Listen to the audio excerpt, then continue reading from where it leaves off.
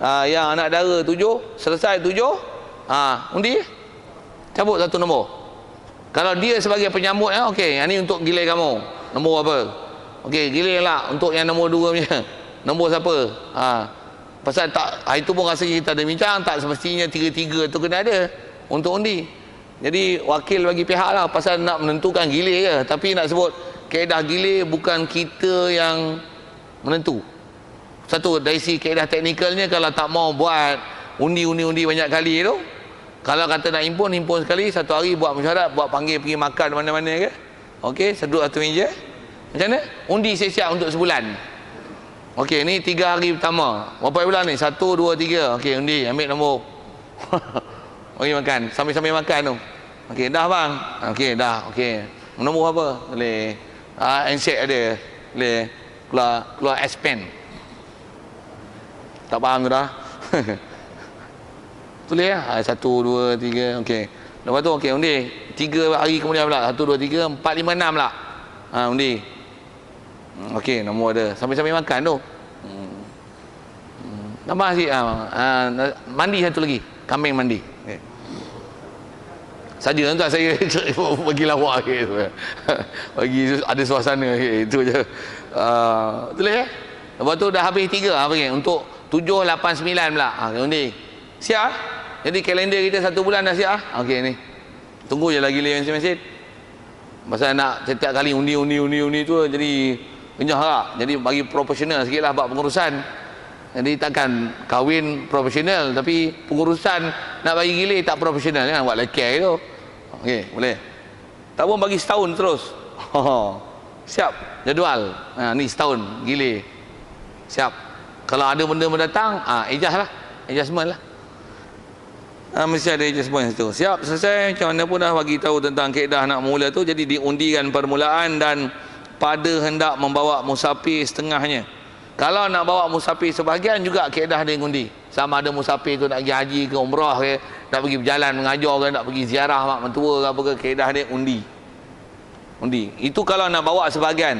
Kalau kata kita ada bas biji, bawa semua dengan anak dengan isteri, semua bawa pergi, jalan semua, tak payah undi. Tapi kalau nak bawa sebahagian, siapa yang hendak dibawa dengan elok? Bukan dengan pilihan kita. Dia adalah dengan siapa keluar undi. Jadi siapa yang dah keluar itu, ni nak bawa seorang je, undi pula. Untuk siapa yang akan keluar ni, yang dah dulu tak payah masuk undi lah, pasal dia dah keluar. Betul yang ni pun nak bawa seorang je. Betul nak akan datang pula, nak musafir, nak pergi mana-mana, undi pula. Kalau tempat nak bawa sekali, tak payah undi. Siap. Yang tu kot ayatnya, simple je tu. Selesai. Maka apabila berkahwin pula yang baharu, maka hendaklah duduk padanya pada yang baharu 7 hari 7 malam. Siap. Ini peruntukan untuk isteri baru yang istilahnya bikir. Cukup istilah tu rasanya boleh faham. Jika ia bikir, tu kitab kita pun kena bahasa itu. Dan 3 hari 3 malam jika ia janda. Jika dia sayyib, 3 hari 3 malam dengan tiada qada taulannya, tak payah qada. 3 hari 3 malam kalau yang sayyib ni tak payah qada. Macam mana pun boleh dilanjutkan kepada 7 hari, tapi 4 hari tambahan tu kena qada bagi gilir yang lamanya. Siap.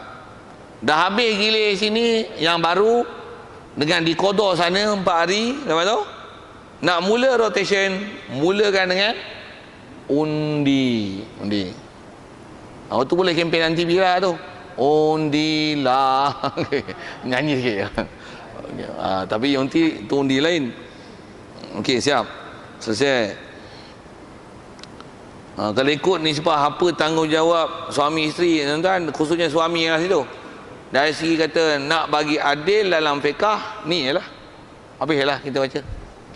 Jadi ke depan ni kalau ikut dia perundangan lain ada istilah nusyuz.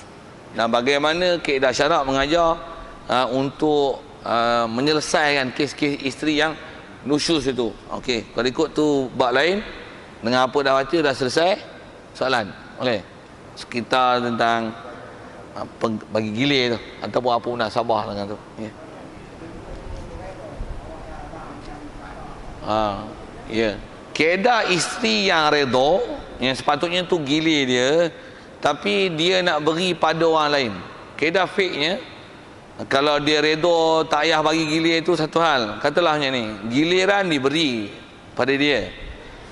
Katalah gilir dia ni, pasal hak tu hak dia, dia boleh memberi gilir kepada siapa yang dia suka, tu satu hal. Ataupun dia menyerahkan gilir dia kepada suami dia untuk suami dia pilih siapa yang nak digilirkan. Kalau dia nak bagi gilir tu, katalah yang ni madu dia, yang dia matching sangat, sayang sangat, suka sangat. Abang, saya sibuk hari ni, ada meeting lah, nak mensyarat saya punya butik tu nak masuk barang ni, ada orang nak masuk barang, nak reka pasien baru katanya, contohlah. Jadi tak ada lah abang balik rumah nanti tak ada nak masak apa. Macam ni lah, gilir saya yang ni hari esok ni, telefon ke apa, punya pasal lah kan. Tapi kata, saya bagi kat ni, adik ni, tak pun kat kakak ni. Okay, sebutlah, siapa? Itu kalau dia nak bagi. Tak pun kata, abang, sorry lah, ni gilir abang ni sepatutnya malam esok, tapi saya sibuk sikit lah. Ataupun, abang badan tak sihat, jadi abang gilir kat orang lain lah. Abang datang pun kesian abang. Nanti abang main ni susah pula, saya nak layan tak larat. Kesian abang. Abang pergilah kat orang lain. Saya serah kat abang tu. Suami pun menyongeng aja punya pasal nak menyongeng. Kalau ada redha macam tu selesai. Macam mana pun nak sebut. Kalau itu redha yang tu tau. Dan hak lain nanti tetap giliran tu diberi. Kalau katalah dia nak redha tu selama-lamanya. Macam ni bang, sekarang saya bagi lesen penuh ke abang. Untuk saya punya gilir, tak payah bagi apa-apa giliran saya, melainkan mana yang abang nak bagi gilir. Saya lebih suka untuk menghampirkan diri dengan Allah Ta'ala, dengan ibadat, dengan sembahyang, dengan puasa. Abang datang nanti saya tak boleh nak buat ibadat yang takarrub dengan Allah Ta'ala ni. Saya nak baca Quran, tak boleh apa-apa, nanti mengantuk, letih apa, susah lah bang. Macam mana pun saya serah ke abang. Jadi kalau ada isteri macam tu, yang power macam tu punya ibadat, dia bagi kita, serah kat kita, jalan ikut kita lah. Tapi kalau dia bagi pada orang tertentu, siapa yang dia mention kan, this person bagi gilir kat orang ni, bila dia bagi ikut je lah siapa yang dia bagi keizinan gilir tu, pasal dia bagi gilir ke siapa tu, habuan gilir dia. Okey, nak sebut itulah hak-hak siapa yang ada tu. Saya jawab soalan. Kalau yang tu tak ada qada, kalau dengan adik izin tu tambah pula dia gugurkan hak dia tu, kata tak apalah abang tak gilir saya pun apalah, tapi abang suami lah kan, tapi abang nak datang bila-bila pun suka hati abang. Gilir saya tu abang lenyapkan daripada jadual pun tak apa. Pasal apa? Pasal saya lebih suka untuk dah berumur ni abang, tak gaduh dah benda-benda tu, jadi saya lebih suka ibadat. Isteri yang tu best, doakan dia, Masya Allah. Suami lah pula kena insaf. Apa nak jadi kat aku ni, astagfirullahaladzim, apa aku ni kena tobat banyak tu kan.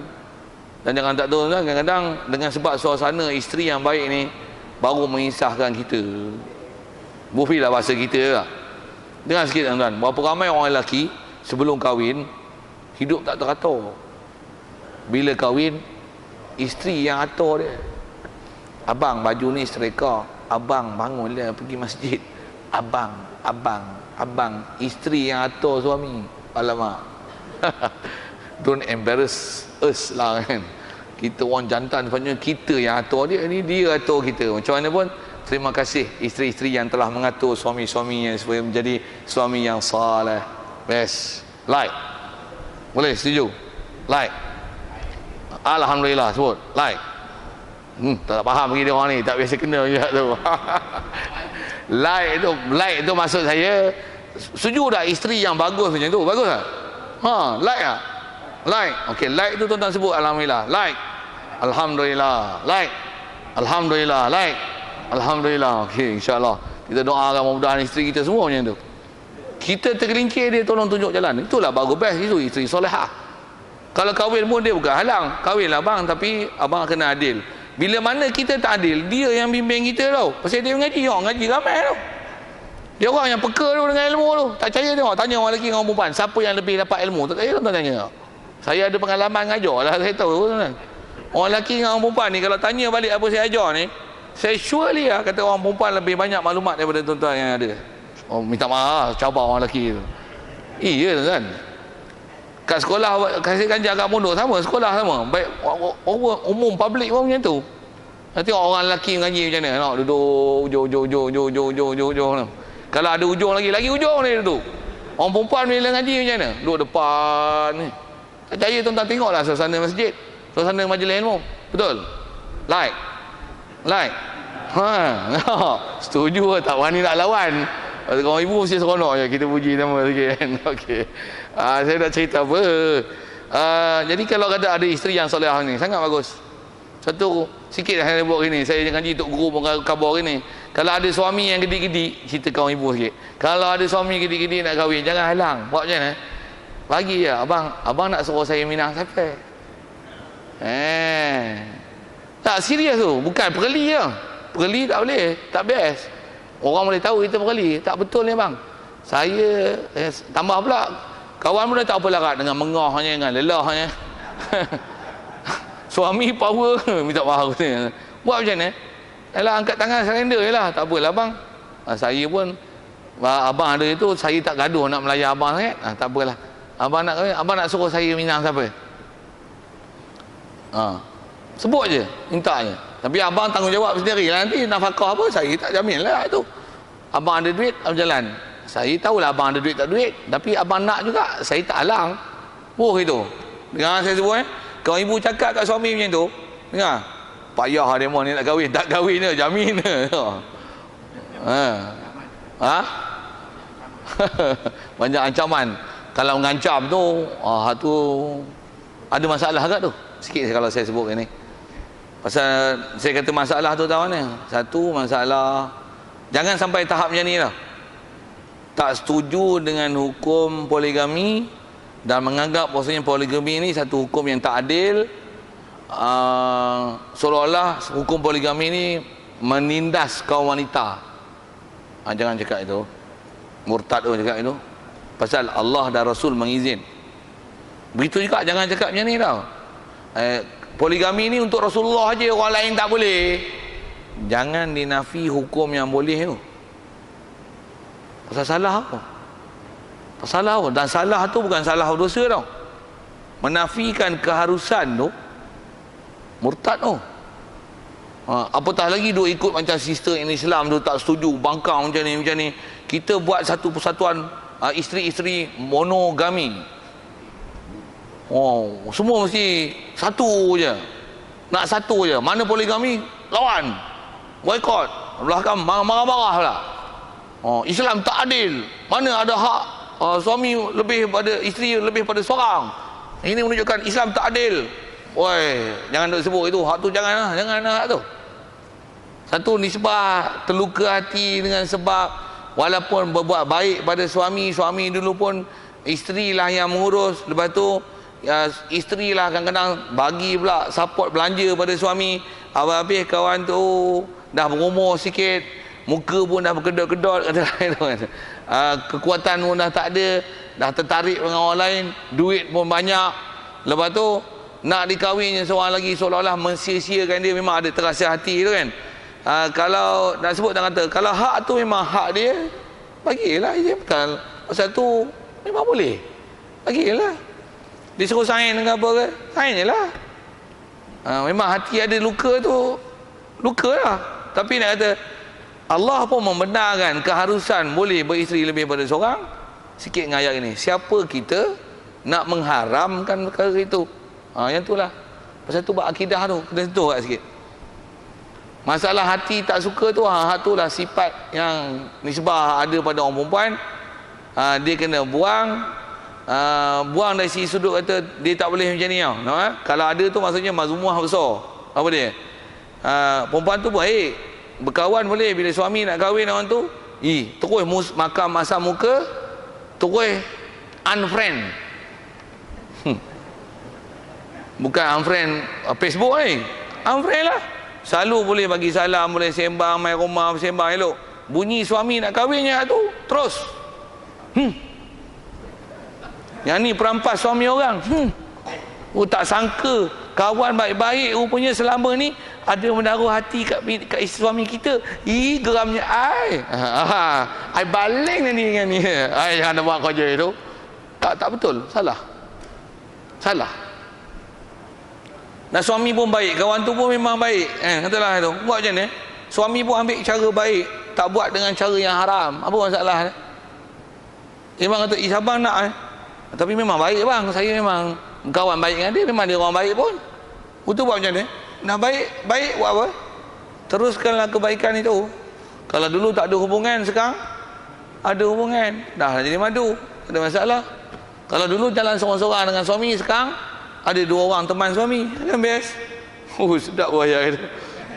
Bukan sedap dia nak sebut, ada hukum yang mesti diiktiraf. Tujuan saya sebut itu, very sorry lah kalau saya sebut ni ikut terlajak ke over limit sebut kan. Tapi tujuan saya adalah untuk menasihat dalam bab mana-mana perkara yang sepatutnya mestilah diberi pengiktirafan dari sisi sudut hukum. Itu Allah Ta'ala membenarkan, hukum syaraknya ada.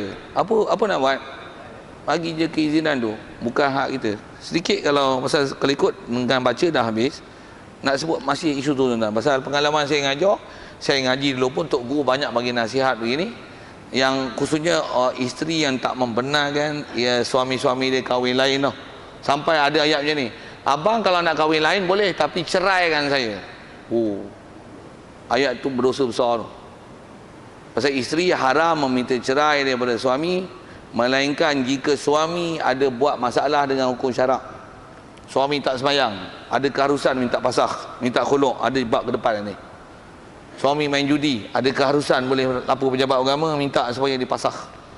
Bukan pasakh tu istilahnya, sama ada, maksudnya minta supaya dipisahkan atas nama khuluk antaranya.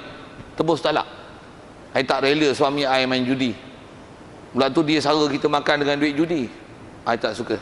Ingat kau orang baik, boleh pimpin kita jalan ke akhirat. Rupanya yang ni lah penjerumus kena neraka. Saya tak suka. Hari ni dia boleh pergi lapor pejabat agama, dan boleh minta atas nasihat, dan boleh minta, kalau kata saya tak rela nak serah tubuh saya kat dia, tapi selagi saya tu isteri kena serah. Tapi buat macam mana? Unfriend lah dengan dia. Minta supaya diceraikan pasal ada masalah syarak. Hak tu dibenarkan. Cuma nak sebut berapa ramai orang isteri dia tak suka suami dia di atas perkara itu, dah minta dipisahkan, diceraikan dengan sebab itu. Tak ramai tau. Bahkan ada isteri yang kadang pakai tudung, suami tak suka pakai tudung, relax je pun. Suami I tak suka, I tak pakai tudung, dipuji lagi, I rugged lah, I cantik lah. Bahkan dia beli makeup, suka I makeup lagi katanya. Jadi tak ada apa-apa, I suka macam tu, I pun suka macam tu. Mak bapak I yang suruh I pakai tudung, jadi suami I redha, jadi tak apalah. Kacau tu. Suami tu, suami masuk neraka tu dengan bini-bini dengan suami kali. Jadi kalau kahwin-kahwin sangka orang baik, tengok-tengok tak baik. Tu nanti ada bab khuluk. Isteri boleh minta tebus talak. Kalau suami tak mau talak dengan sebab ada suami yang istilah jahat itu. Jahat tu sama ada tak sembahyang, judi, penampar, penerajang, bagi bini dia. Jadi istilahnya menyalahi syarak. Apatah lagi akidah tak betul. Yang ni Sonsang, ni Syiah, ni Wahabi, ni gila babi, tak faham apa benda lah. Ambuh pergi dengan bahasa itu, aku tak boleh ikut ni, aku ahli sunnah wal jemaah. Mana boleh ikut ni? Ni Syiah gila babi, habis depan belakang semua pakai. Mana jadi? Tak jadi, pernah ajar aku bagi. Aku tak boleh serah tubuh lah kat orang ni. Ini aku anggap macam bangkai hidup. Tak boleh lah, aku tak boleh hidup lah dengan dia. Macam ni? Tu kalau suami tak mau cerai pun boleh minta dengan kuasa mahkamah, buat laporan di mahkamah. Apa masalahnya? Kalau dia nak konseling lah. Lepas tu apa? Sampai boleh. Kalau kata nak cerai, dia tak mau cerai percuma, minta kata cerai I talak 1 1,000, talak 3 3,000 I bagi. Boleh cerai macam tu, coming soon. Yang tu boleh. Tapi kalau semata-mata suami nak kahwin satu lagi, padahal suami tak ada masalah, orang baik, orang masjid, tak ada pernah cuai dalam bab nafkah anak isteri, apa itu? Dia nak kahwin seorang lagi. Abang nak kahwin, cerai dengan I. Ayat cerai itu berdosa. Itu istilah nusyus. Bunyi suami nak kahwin satu lagi, masa muka selalu senyum ni.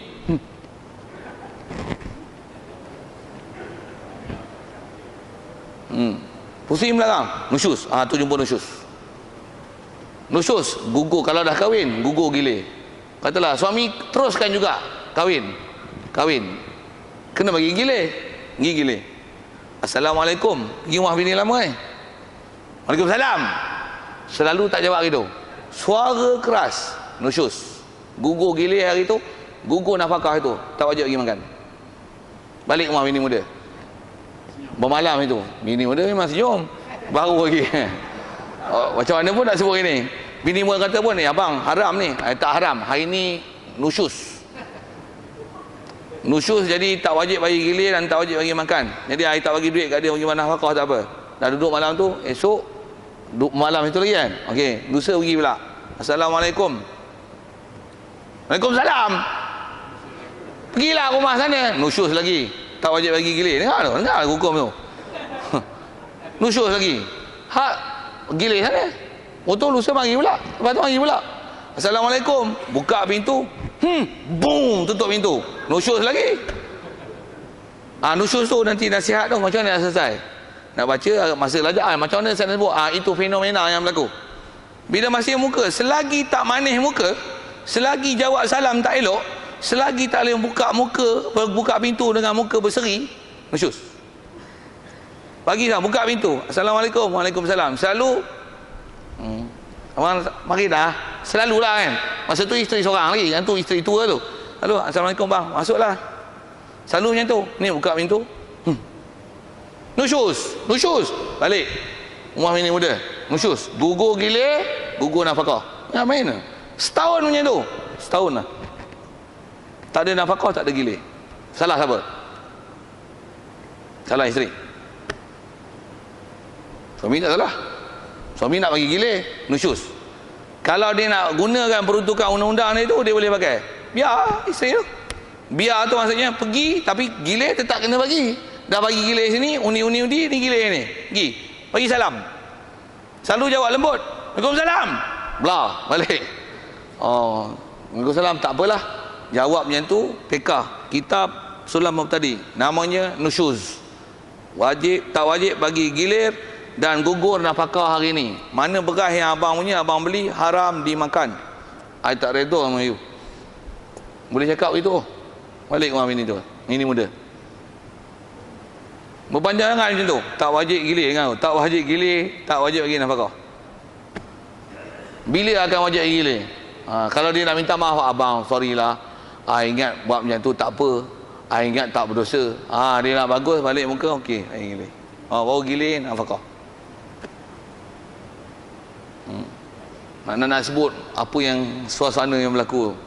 Jadi asal nak sebutnya ialah kalau kata semata-mata suami kahwin lagi satu, masak muka, nusyus namanya tu. Minta cerai, nusyus namanya tu.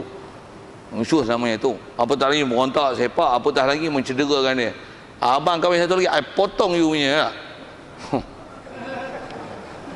Kaedah fiqah, you potong itu dari segi hukum kisos, harga dia 100 ekor unta. You potong hak tu dengan the most balancing.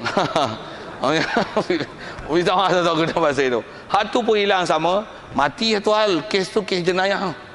Dari segi hukum fiqah, hak tu 100 ekor unta, hak batu pengimbang tu sepasang tu 100 ekor unta. Potong pula tangan sebelah.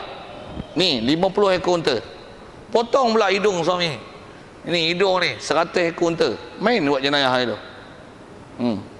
Jangan buat benda-benda ni macam bodoh. Yang kena mengaji. Macam mana pun saya nak sebut ujung ni tak ni. Tutup-tutup lah tu. Baca tak baca dah. Pasal nanti Pak Nusyus sekali lalu nak sebut tu. Cuma nak sebut macam mana nak bagi selesai kes tu. Saya ngaji, guru saya sebut gini. Pasal memang kadang orang perempuan bila suami kahwin lain, memang dia ada sayu jiwa tu. Macam mana pun nak sebut gini. Nak buat misal tu. Kalau tuan-tuan boleh faham misal ni, tuan-tuan dan perempuan, khususnya perempuan lah boleh faham ni, applykan dia dalam pelaksanaan suami isteri ni. Bila suami kahwin lain. Jadi tak jadi satu hal, tapi nak kata itu adalah penyejuk jiwa, macam mana nak memujuk supaya jangan dibangkang perkara itu. Okey, buat misal. Katalah mak ayah kita anak sulung mak ayah kita, mak ayah dia kita anak sulung, agak-agak dia nak dah anak lagi. Faham tak soalan saya? Tak faham. Kita anak sulung, mak ayah kita pun muda lagi. Kita pun umur 5 tahun bofilah gitu kan. Bofilah 10 tahun tapi masih seorang anak.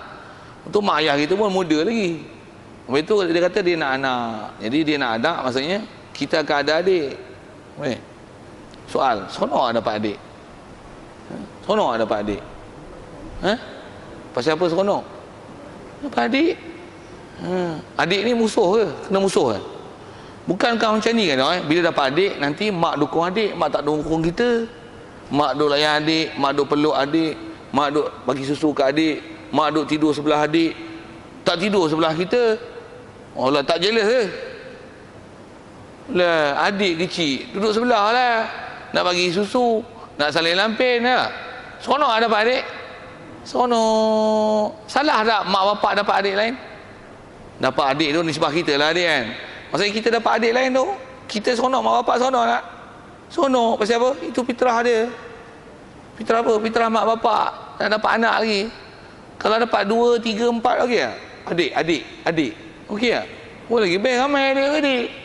Baru boleh fight sikit. Macam mana dengki lah. Tengok adik fikir hidung pergi mampus. Boleh tak? Oi, adik kau weh. Adik kena sayang. Bukan ada salah pun. Mak bapak adalah fitrah dia. Okey, sebut boleh? Boleh tak macam ni? Abah jangan dengan dia. You telah memutuskan kasih sayang I dah. Mak beranak satu lagi, mak nanti tak dukung saya. Mak telah membagi duakan kasih sayang saya dengan adik. Boleh tak cakap itu? Oi, salah weh. Salah weh. Ni lah. Bila suami kahwin satu lagi, boleh tak suami kata, abang sekarang telah memutuskan kasih sayang dengan saya. Abang terpaksa bagi gila sana, bagi gila sini. Boleh tak cakap itu? Tak boleh. Macam mana anak tak boleh cakap kat mak bapak macam tu, macam itulah isteri tak boleh cakap kat suami macam tu. Tak boleh. Abang telah memutuskan kasih sayang dengan saya, selalu bagi ni, terpaksa sana gila sini. I tak reda di madu. Hoi, ada pula yang tu. Boleh tak anak tu kata, I tak reda dapat adik? Boleh tak? Woi, tak boleh weh. Mana boleh weh? Macam mana anak cakap itu, anak kurang hajar, bengong, bodoh dalam bab agama, tak kerti adab dengan mak bapak. Macam itulah isteri yang bodoh, bengong, tak kerti agama terhadap suami. Tu. Ayat tu kena faham lah. Banding dengan elok-elok. Orang cerdik boleh faham masalah tu. Macam mana? Macam apa nak sebut kaedah penyejuk macam mana? Soalan mudah dia. Kita sulung dapat adik, seronok lah. Macam itulah isteri, seronoknya abang nak kahwin lain. Saya nak tunjuk macam mana seronok dapat adik. Tak sabar-sabar dapat adik. Betul? Betul. Jadi ada tak dengki-dengki je tak? Tak ada. Abah belilah baju baru. Adik ni nak dapat adik dah. Lelaki ke perempuan ni? I want to be baby, boy, any girl. Seronok gedi-gedi. Lahir-lahir. Apa-apa? Adik lelaki ke adik perempuan? Orang kan seronok kan? Abang kahwin perempuan mana? Orang Kedah ke orang Perak? Saya nak tunjuk banding meja tu kan. Sepatutnya status dia macam mana? Macam tu lah. Pasal benda tu bukan masalah dalam agama. Dia bukan buat benda jahat. Fitrah orang lelaki. Cuba tanya tau. Betul lah orang lelaki kata-kata kalau boleh nak tambah seorang lagi betul? Cuma berani dengan tak berani. Mampu tak mampu, berani dengan tak berani. Okey, itu fitrah. Kahwin macam mana? Kaedah nisbah isteri macam status anak je lah. Okey, dengan apa nak khabar tu gitulah. Jadi penyejuk, kaedah penyejuk saya nak ajar tu, formula penyejuk. Tak sejuk nak baran juga, insaflah dengan ayat nusyus tadi. Pasal istilah sikit kan nusyus tu. Nusyus ni apa? Nusyus adalah berdosa besar. Macam mana anak derhaka pada mak bapak, macam itulah hukum isteri derhaka pada suami. Nusyus dia tu, martabat dia tu sama. Jadi perhatilah di situ. Pasal kita nak hidup bukan atas nak istilahnya bolut. Ini nisbah suami pun tak adalah istilah bolut, nak bolut mana-mana perempuan kita suka, dan nisbah orang perempuan tak boleh nak bolut. Istilah bolut seorang yang sepatutnya benda tu boleh di-sharekan dengan orang lain. Macam tu kot bahasanya. Kita cakap atas dasar peraturan agama, peraturan syarak. Tak mau terima tu sikit ayat lagi begini. pastikan yang kalau kita tak terima tu, kalau memang dia bukan hukum syarak, kita tak terima, tak ada masalah. Tetapi kalau kita macam kita bicara ni, ada pertukaran syarak yang itu adalah hukum syarak, kita tak mau terima, jangan tak tahu sebenarnya kita bermasalah.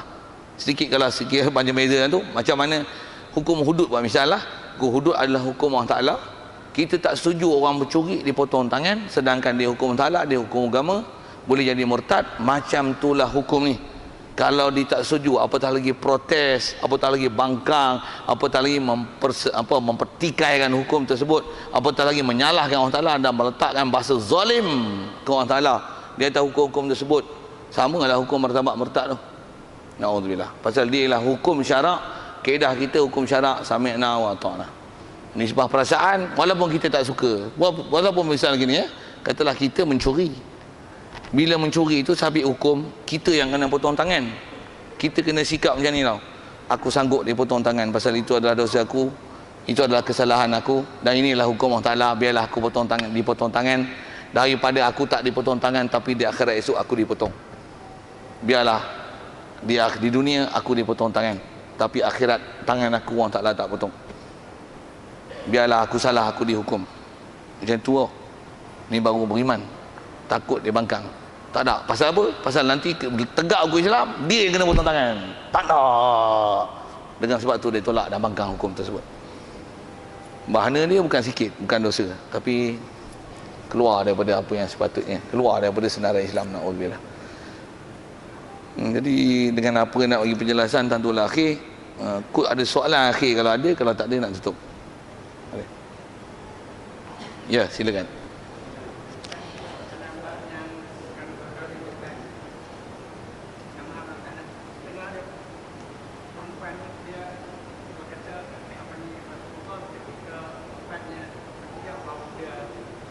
Kahwin lain, memadukan isteri dia.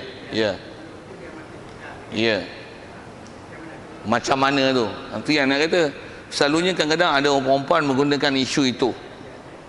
Di atas kaedah tak membenarkan isteri dia bermadu. Isteri dia bermadu, isteri dia mengambil berkahwin seorang lagi dengan sebab itu dia bermadu. Nak short form tu dia jadi pendek itu. Sorry. Kaedah syarak cakap macam itu tak betul. Tak betul. Macam mana pun kalau nak selesaikan macam ni. Pasal apa Rasulullah tak memadukan Siti Khadijah? Sikit alasan tu. Pasal apa? Pasal Khadijah walaupun dia seorang, tapi dia macam Rasulullah ada isteri ramai. Isteri yang ramai itu memada dengan Rasulullah seorang isteri Khadijah. Jadi kalau ada yang status macam tu, yang perempuan tu status macam tu, yang tu kot suami tak payah memadu dengan isteri dia pasal dah cukup. Tapi kalau saya sebut yang ni lah, mengah. Katalah itu kan. Suami power, isteri macam tu. Suami perlukan sesuatu kan, jadi tak support, jadi power tak supply. Macam mana nak buat? Hari je lah izin. Sebut gitulah. Jadi kalau kata memang isteri itu macam Khadijah peranannya, dan maksudnya istilahnya mencukupi, dan dia adalah penggalak pada Rasulullah, perangsang pada Rasulullah. Bahkan Rasulullah berduka cita di atas kematian dia.